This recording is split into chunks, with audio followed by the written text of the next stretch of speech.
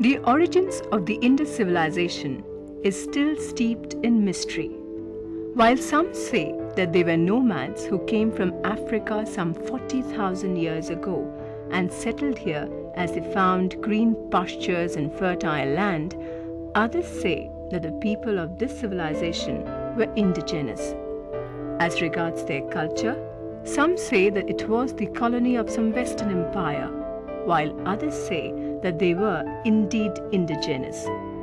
Perhaps this controversy will continue for some more time to come, but no one can deny that the Indus civilization had spread across a wide terrain. In our last program, we had discussed the extent and nomenclature of this civilization. We had also examined the origin of Indus civilization. In this program, we shall see the characteristics or the morphology of some of the centers of the Indus civilization. A morphological study of the sites of Mohenjo-daro and Harappa provide the best examples of the unique pattern of structures of the Indus cities. Now, Mohenjo-daro happens to be the principal site of Indus civilization in Sindh. It comprises an area of 200 hectares, and it has been described as the finest tract in the whole province. It gives smooth access to Bolan Pass and Kachi Plain. Excavations began here in 1922 by Rakhaldas Banerjee, as you know, and it continued till 1931 under John Marshall and E. Mackay. Now, there was a particular problem with regard to the findings of Mohenjo-daro. The water level at Mohenjo-daro had risen so high that it was not possible to determine whether it was on an early Indus level or it was on virgin soil. That is the biggest problem that the archaeologists have faced with regard to Mohenjo-daro. Now, at Mohenjo-daro, you can come across two distinct mounds that are separated by 200-meter wide and open space. It was a planned city. The town planning was done very meticulously. And there is on the one hand the Acropolis or citadel, which is built upon a high platform of clay. There are long, broad, unpaved roads running parallel to other roads, and lanes invariably meet at right angles. Buildings are made of mud bricks, but they are raised on fire brick foundation walls. The most important feature of Mohenjo-daro's urban situation is that it had an extremely advanced drainage system, which is the hallmark of an advanced civilization. Another feature is the Great Bath, which is a rectangular slide measuring 12 into 7 meters and 2.4 meters deep. Nearby there is a well that would supply water to this tank. Now, there is an interesting difference of opinion among the historians again on the purpose of this great bath. Now, according to Professor Irfan Habib, this great bath was meant only for the elite class in the city, not for the common people, but only for the elite section. On the other hand, we have Professor D.K. Chakraborty, who says that the Great Bath was really something like a sacrosanct tank that accompanies a Hindu temple, a typical Hindu temple, where you take a ritual bath before entering the portals of the temple. So there is this controversy then among the historians, and nothing really can be said for certain. Now, close to the Great Bath, there was a granary. Possibly it was a granary, and it has been interpreted universally by all the scholars that this was a granary, and this whole area is called the granary complex, right? And In fact, Professor D.K. Chakraborty also feels that this is the best explanation possible for this complex. Apart from this, there is a large pillared hall, and it has also again received different interpretations from historians. It has been interpreted as sometimes as an assembly hall, something like a town hall or an assembly hall, and sometimes as a market hall also. Its extent is 750 square meters. Now, all in all, there are about 2,000 to 3,000 houses in Mohenjo-daro, and as many as 700 wells have been discovered. The structure of this well is oval. It was used either to fill water in the Great Bath or as a private well. This people leaf-shaped well may have been some significance to its builder. Whatever it be, today people look into these wells in bemused wonder. Maybe they hide within them secrets that are yet to be known. Excavations have left the walls of the well exposed. Mohenjo-daro indeed was a city that was built according to a plan. A lot of organization and labor must have gone into building such a complex city.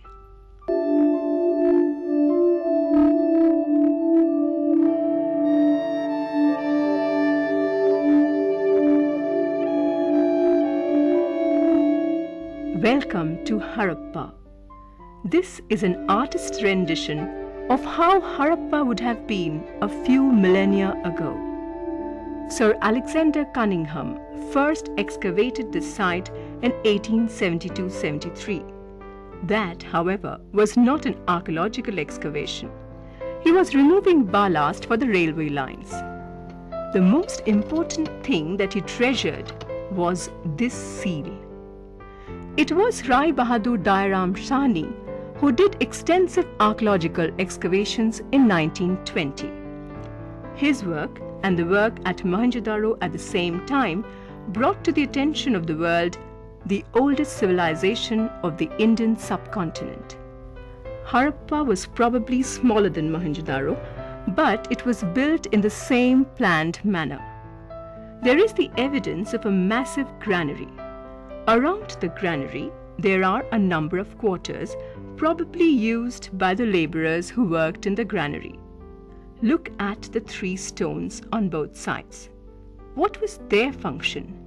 Is this an air inlet here? Mortimer Wheeler calls this area the granary complex. He came to this conclusion on the basis of burnt-out grains found in this site. However, Jonathan Kenoyer does not agree with this view.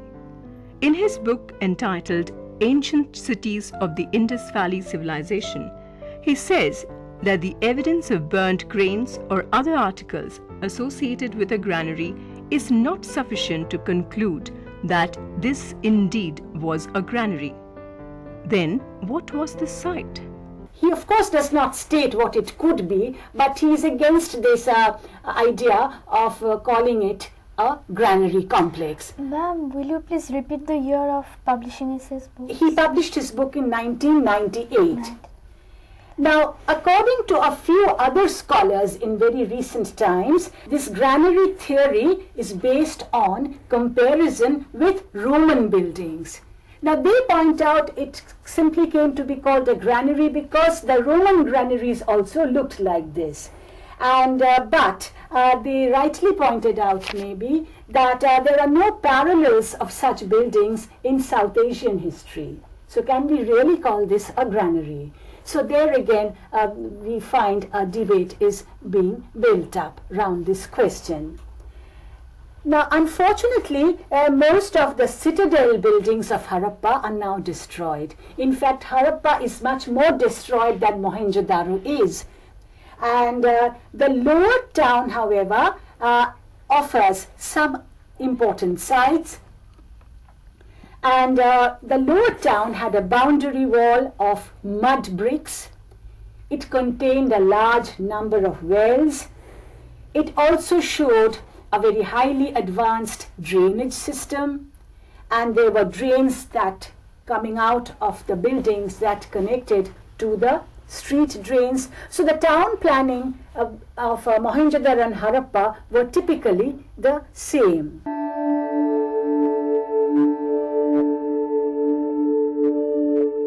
Next, we shall move to another important site, Kalibangan.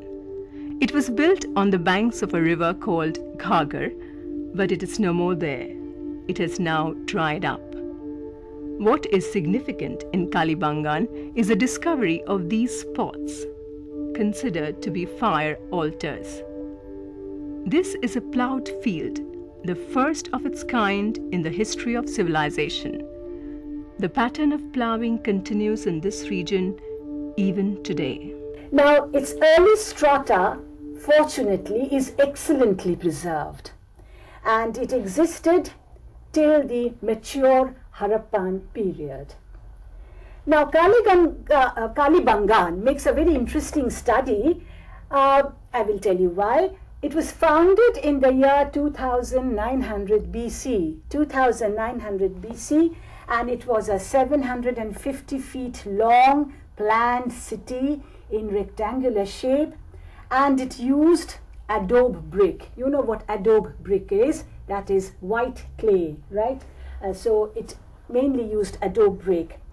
Now, but suddenly from 2650 BC, Kalibangan was abandoned by its inhabitants for reasons that are still not known to the historian. It was suddenly evacuated, suddenly abandoned. And 50 or 100 years later, we cannot be very certain, the place began to be reconstructed.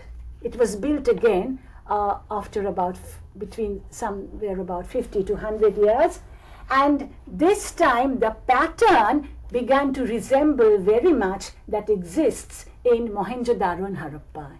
In other words, it seems that after the evacuation in 2650 BC, when it was rebuilt again after about 100 years, the town planning followed the same lines that exist in Mohenjo-daro and Harappa. So one can surmise that it was coming greatly under the influence of Mohenjo-daro.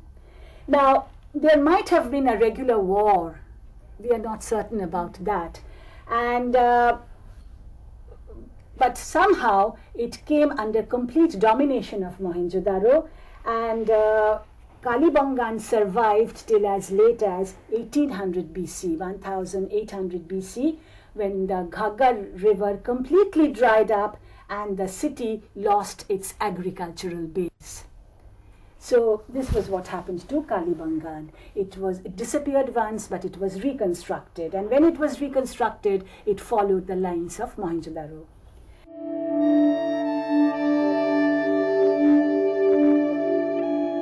Now, another important site is Lothal. Lothal, which is not far from Khambat or Cambay in Gujarat, and which is a seaport. It is a seaport, and it was founded in 2200 BC, and Lothal represents the typical features of Harappan towns. It is a typical Harappan town. It had the much advanced drainage system, and it had similar, roads, parallel roads running to each other. But its most remarkable feature, however, was a basin, right? A huge basin, a unique basin that was placed in the center of the city. It measured 770 feet in length, 120 feet wide, 15 feet deep, and it had two openings on either side, which resembled sluice gates. And most probably the basin was used as a dock, because underneath the basin there were two huge round stones with holes in it, and probably ships would come from far and would be anchored there. That is the conjecture that the archaeologists make. And so this is looked upon as a dock. Again, there are different opinions about this basin. Some historians feel that the basin was a water reservoir for irrigation or for the use of the city. That is quite an advanced state of a civilization. The citizens here seem to have been quite wealthy because they used jewelry made of beads and other precious stones. Now, apart from this, there are other signs in Lothal that go to show that this was indeed a very prosperous town. This was a very prosperous town. It had tools, it had stone, beads and seals, and the very famous Persian Gulf seal was found in this city.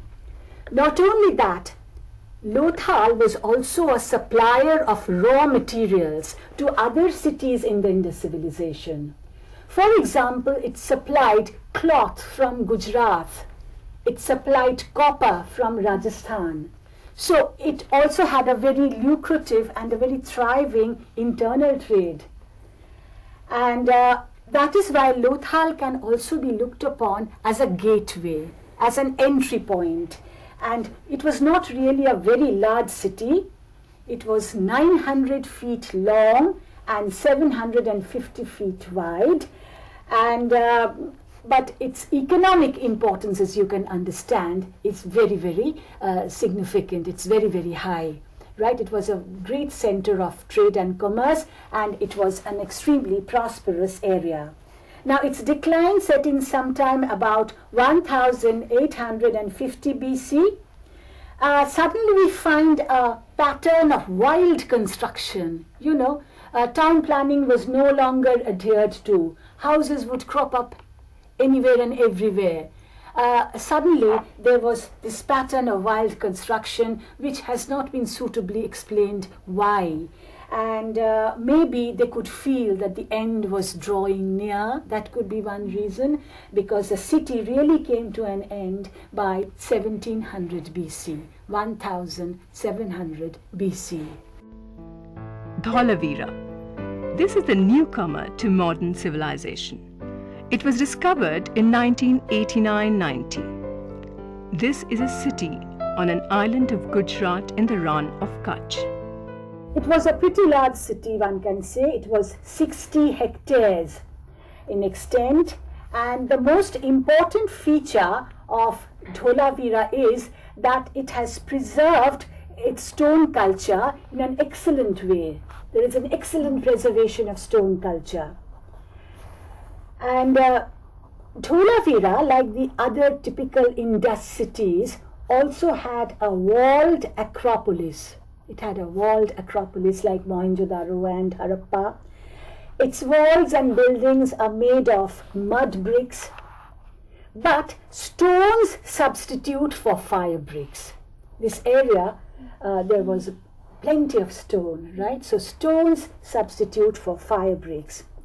And it had the typical Indus town planning, parallel roads, water supply through tanks and wells, and it also had the largest Indus inscription. It also has the largest Indus inscription. Ma'am, both Dholavira and Lothal seems to have, a close proximity to the sea. So, based on this, which was more important? I think Lothal was more important as a seaport. Dholavira, of course, had access to the sea also, but we hear of Lothal being the more important commercial point. Is that, do we get enough evidence to, artifacts and all? Yes, certainly, because we do come across, precious stones like lapis lazuli and carnelian and turquoise that have been found in abundance in Lothal. They also knew the art of making holes in beads, which is what made this region into a very prosperous area, right? And Dholavira, the excavations have just started in 1990. So further excavations will, will unravel rather, more artifacts maybe, and then we will be able to say much more about the status of Dholavira. Right? Now, another important site is Sutkagendor. Close to Sutkagendor is Sotka Ko. You can find both these places from the map. This is on Dasht River near Pakistan's frontier with Iran.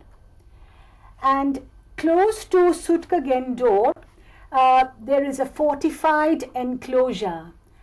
And this enclosure has been made by joining two natural ridges by thick walls made of stone blocks that is set in mud. And Sutkagendor, as you can understand, is also very close to the sea. It is also very close to the sea. Now, Sotka Ko, we do not have much information about this place, but this is in the Shadi Kaur Valley. Shadi Kaur Valley. It remains largely unexcavated, but to a large extent it resembles Sutkagendor. But maybe in future we will find more information about this region.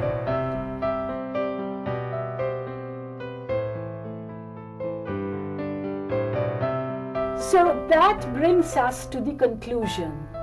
To conclude, we should ask, I think, what does the foregoing analysis of these different sites in the Indus civilization lead us to surmise? Now, in the first place, I think, as far as the distribution of sites is concerned, we find that they're all well integrated. All the sites are agriculturally rich, right? They were extremely fertile regions, and they had abundance of natural resources. And last but not least, all these sites had external and internal trade routes. Now, if we come to the question of state formation, like what kind of a government did the Indus cities have, we have to conclude that towards the end of the Indus civilization, but beginning from the time of mature Harappan phase, we witness the dominance of Mohenjo-daro to some extent. That is, prior to 2500 BC, maybe all these cities were autonomous city-states. They were not politically dominated by any particular power. After 2500 BC, there is evidence of a striking uniformity among all the centers, among all the sites in Indus civilization. Now, this may have been achieved by wars and conquests, but the sudden decline of early Kalibangan in 2550 BC and its reconstruction in the uniform Harappan style about 50 to 100 years later seem to point to this direction. Now, Lothal and several other settlements which have been discovered in recent years can also be traced to the mature Harappan phase of rapid expansion and uniform reconstruction.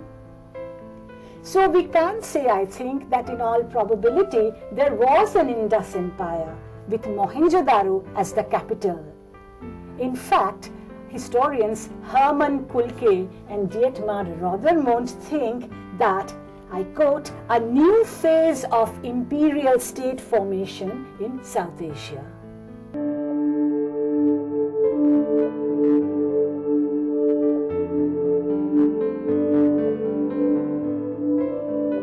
In this program, we have seen the morphology of most of the excavated sites of the Indus civilization.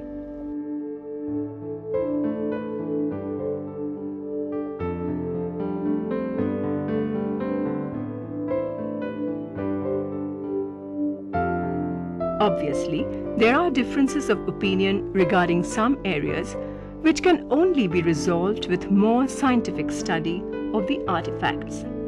It is quite evident that the Indus civilization was an agrarian civilization with both internal and external trade. In the early stages, the different cities such as Harappa, Mohenjo-daro, Dholavira, Kalibangan were perhaps independent city-states. Gradually, Mohenjo-daro seems to emerge as the dominant power. This is clear by the fact that Kalibangan had one architectural style prior to 2500 BC. This style seems to have been abandoned all of a sudden. The city was rebuilt again after a century or so. Now the structures resemble that of Mohenjo-daro. Was there a war with Mohenjo-daro in which Kalibangan was destroyed and rebuilt by the rulers of Mohenjo-daro later? All these are conjectures. More research and analysis of the artifacts will shed light on the situation, and perhaps one day the mist will clear from the face of Indus civilization.